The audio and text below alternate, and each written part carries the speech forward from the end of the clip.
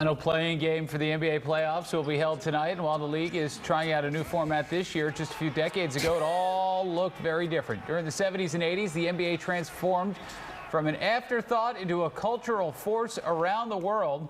Pete Croatto wrote all about that era in a book called From Hang Time to Prime Time: Business, Entertainment, and the Birth of the Modern-Day NBA. Pete, good morning to you. I feel like we are burying the lead.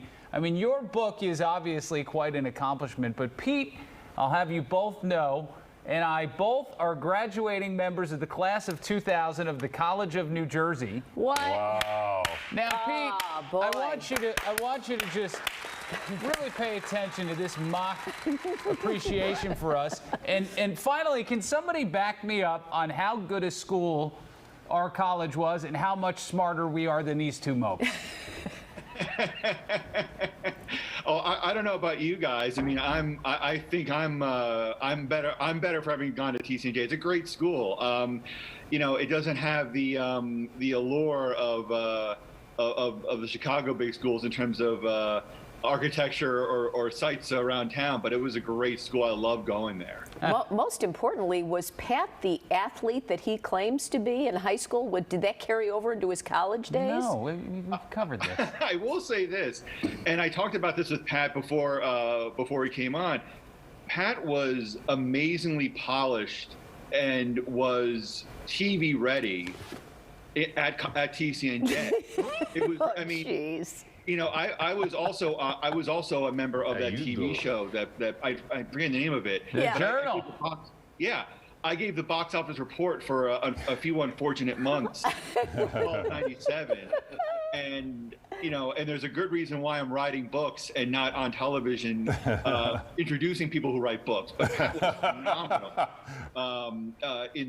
When he was an undergrad, I remember him interviewing George Carlin, talking about the Geese Police. Oh, and yeah. It was like watching somebody who had been doing it for 20 years. Yeah. Wow. Well, served me well. Yeah. Here I am. Tell us about your book and how this came about. Well, you know, the book, as Pat so well put it, is about the NBA's evolution into a cultural and business force around the world. And the book really came to me after I wrote a piece about Marvin Gaye's national anthem at the 1983 NBA All-Star Game.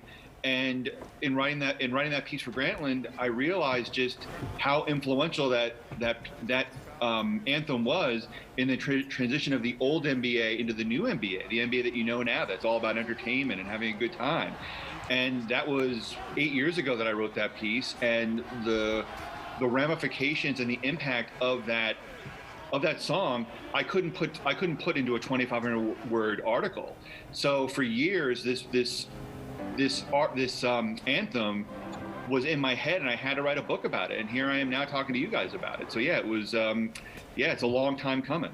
Yeah, you know, I think, you know, we're of the same era. I think, you know, when I think back to NBA Inside stuff and you know, the Ahmad Rashad show, I think of that as kind of the pinnacle of the NBA's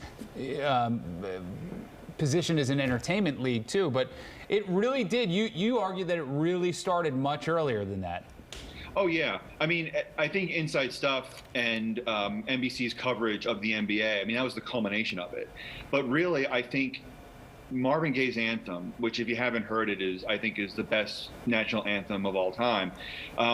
You know, that to me signified the line in the sand between, you know, the old school, we're just going to show you the game NBA, and the NBA that you know now, where every arena is an amusement park. Yeah. You know, where entertainment is the go-to gimmick from the minute you walk into the arena, from the moment you leave.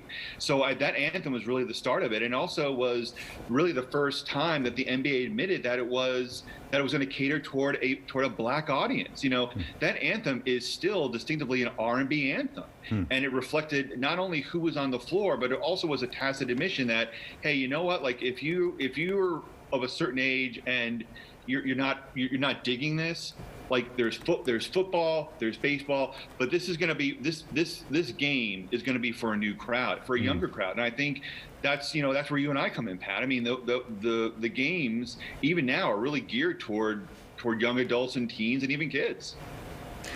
Pete, let me ask you, we saw Magic and Bird, and obviously they were a big part of the transformation, cable TV. But I remember as a kid, you couldn't buy a John Havlicek shirt. You couldn't go and get a Bob Love jersey. What was the NBA missing? And Yeah, that's a great point, and that's the need, or rather the lack of those kind of items, is what drove is what drove the NBA to get into marketing. That's the thing. The NBA, when David Stern took over as commissioner in 1984, and even before then, when he was working with Larry O'Brien, he was all about marketing. He was all about finding opportunities to cater to kids, to cater to folks that wanted gear. So yeah, it was, and the best part about the NBA at that time was you could be anywhere. You could have an idea and just mention it to David Stern or someone else in the NBA, and they would run with it. So a guy like Bill Fickett, I'm sorry, not Bill Fickett, Bill Marshall,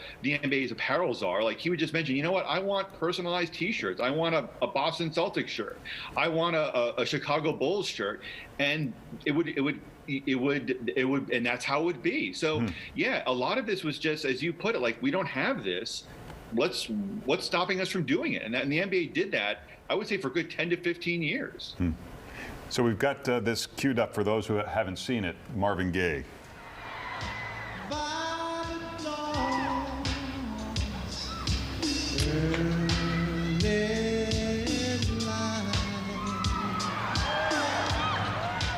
What so proudly we hailed at the twilight's last gleam. That's great. A lot of confused faces in that crowd, too. Again, Pete's book is called From Hang Time to Primetime: Business, Entertainment, and the Birth of the Modern-Day NBA. For more, you can follow him on Twitter and Instagram. Pete, good to see you. Good to catch up. And Did you give him a book blurb? A blurb?